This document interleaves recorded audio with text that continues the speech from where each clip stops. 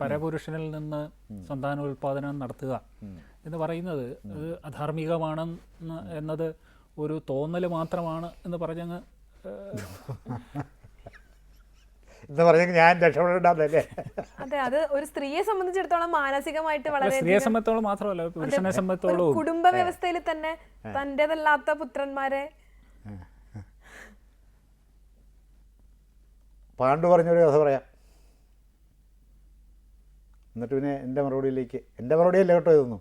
ഇതൊക്കെ മഹാഭാരതത്തെ ആസ്പദമാക്കിയുള്ള മറുപടികളാണ്. എൻ്റെ മറുപടികളൊക്കെ വേറെയാണ്. അത് ഇവിടെ നമുക്ക് പ്രസക്തമല്ലത്. ഉദ്ദാലകൻ എന്ന വലിയ മഹർഷി ഈ വൻപന്മാരായ സാധാരണ മഹർഷിമാരെന്നല്ല, വൻപന്മാരായ മഹർഷിമാരുടെ കൂട്ടത്തിൽപ്പെട്ടയാളാണ്. അപ്പോൾ ഉദ്ദാലകൻ്റെ ആശ്രമത്തിൽ ചെന്ന് ഉദ്ദാലകൻ്റെ പുത്രൻ ശ്വേതകേതുവിനെ കണ്ടപ്പോൾ, കുമാരൻ അവനെ കണ്ടപ്പോൾ, ഒരു ബ്രാഹ്മണനെ പറഞ്ഞിട്ടുള്ളൂ, ഒരു ബ്രാഹ്മണന് വല്ലാത്ത ആകർഷണം തോന്നി. അവൻ്റെ രൂപസൗകുമാര്യം കൊണ്ട്, അവൻ്റെ മുഖലക്ഷണങ്ങൾ കൊണ്ട്, അവൻ്റെ സംഭാഷണത്തിൻ്റെ വശ്യത കൊണ്ട്, അവൻ്റെ പെരുമാറ്റത്തിൻ്റെ താളം കൊണ്ട് ഒക്കെ ഇദ്ദേഹം വല്ലാതെ അവനെ കൂടെ കൊണ്ടുപോയാലോ എന്നൊരു ചിന്തയായി. അങ്ങനെ കൊടുത്തേക്കില്ലല്ലോ.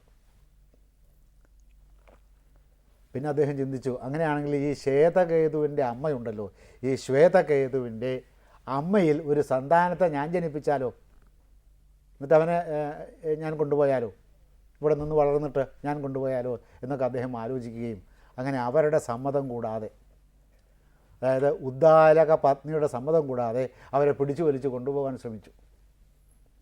അപ്പോൾ ഉദ്ദാലകൻ അവിടെ ഉണ്ട്. അദ്ദേഹം വേറെ ഏതോ ഉപഗ്രഹത്തിൽ ജീവിക്കുന്ന ആളെ പോലെ ഇതൊക്കെ കണ്ടുകൊണ്ട് അവിടെ ഇരിക്കുകയാണ്. അദ്ദേഹം ഇതിനെ തടസ്സപ്പെടുത്തുകയോ പ്രതിരോധിക്കുകയോ ഒന്നും ചെയ്യുന്നില്ല. അദ്ദേഹം സാധാരണ ഇതെന്തോ ഒരു സാധാരണ സംഭവം, ദിവസവും ഇങ്ങനെ പിടിച്ചുകൊണ്ട് പോകേണ്ടതാണ് എന്ന ഒരു നിലയിൽ അദ്ദേഹം നിസ്സംഗനായി യാതൊരു ഭാവഭേദവും കൂടാതെ ഇരിക്കുന്നത്, നിസ്സങ്കോചം ഇരിക്കുന്നത് കണ്ടപ്പോൾ ഇദ്ദേഹത്തിന് വലിയ ക്രോധം വന്നു. ആർക്ക്? നമ്മുടെ ശ്വേതകേതുവിന്. അപ്പോൾ അച്ഛനോട് ഇന്ന് പറഞ്ഞു, അമ്മയെ പിടിച്ചു വലിച്ചുകൊണ്ട് പോകുന്ന അച്ഛൻ കാണുന്നില്ലേ? കാണുന്നുണ്ട്, എന്താ ഇപ്പോൾ കാണാതിരിക്കാൻ? അപ്പോൾ പിന്നെ ഇദ്ദേഹത്തിനോട് പറഞ്ഞിട്ട് കാര്യമില്ല എന്ന് മകന് ബോധ്യമായി. മകൻ കയറി എതിർത്തു. പക്ഷേ മകൻ്റെ എതിർപ്പിനെ ഇദ്ദേഹം വകവച്ചില്ല. ആര്യ ബ്രാഹ്മണൻ. അപ്പോൾ വീണ്ടും അച്ഛനോട് ചെന്ന് പറഞ്ഞു. അപ്പോൾ പറഞ്ഞു, സ്ത്രീകൾക്ക് ഏത് പുരുഷനെയും ഭരിക്കാനുള്ള സ്വാതന്ത്ര്യമുണ്ട്. ഒരു പുരുഷൻ ഒരു സ്ത്രീക്ക് വേണ്ടിയും ഒരു സ്ത്രീ ഒരു പുരുഷന് വേണ്ടിയും ഉള്ളതല്ല. അത് പ്രകൃതി നിയമത്തിനെതിരാണ്. അങ്ങനൊരു നിയമമുണ്ട്.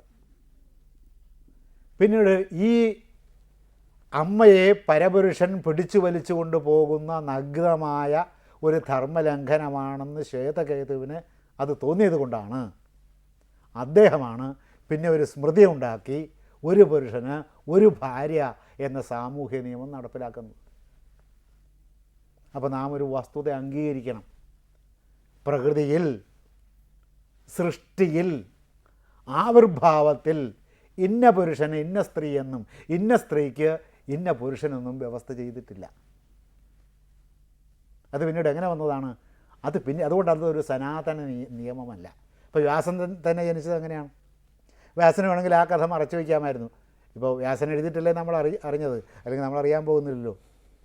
സത്യവതിക്ക് പരാശരനിൽ അവിചാരിതമായ ഒരു മുഹൂർത്തത്തിൽ ജനിച്ച സന്തതിയാണ് വ്യാസൻ എന്നുള്ളത്.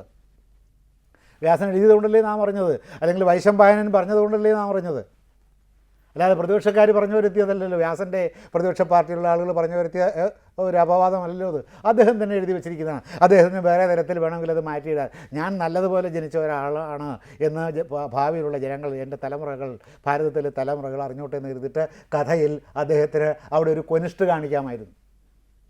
കഥയിലൊരു തിരിവ് അദ്ദേഹത്തിന് കാണിക്കാതെ ഒന്നും ചെയ്തിട്ടില്ല. വളരെ പച്ചയായിട്ട് എഴുതി വെച്ചിരിക്കുക. അപ്പോൾ പ്രകൃതി നിയമം എന്ന ഒന്നുണ്ട്. പ്രകൃതിയിൽ ഭാര്യയും ഭർത്താവുമില്ല. പ്രകൃതിയിൽ അച്ഛനും അമ്മയുമില്ല. പ്രകൃതിയിൽ തേന്മാവ്, ചക്കരച്ചി മാവ് എന്നൊക്കെ പറഞ്ഞിട്ട് മാവുകളില്ല. വെറുതെ ചന്ദ്രക്കാരൻ മാവ്, പെരിഞ്ചക്കോടൻ മാവ് എന്നൊക്കെ പറഞ്ഞിട്ട് മാവുകളില്ല. മാവ് മാത്രമേ ഉള്ളൂ പ്രകൃതിയിൽ. പശുക്കളെ വളർത്തുമ്പോഴും നാം പേരിടും. മീനാക്ഷി, കുഞ്ഞലക്ഷ്മി എന്നൊക്കെ പറഞ്ഞിട്ട് പേരുകളിടും. ഇത് മനുഷ്യൻ്റെ കാമത്തെ മൃഗങ്ങളിലേക്ക് സംക്രമിപ്പിക്കുന്നതാണ്. അതാണ് എൻ്റേതാക്കണം. അപ്പോൾ മനുഷ്യൻ്റെ കാമത്തിൻ്റെ ഒരു സീല് കുത്തും എന്തിൻ്റെ മുകളിലും.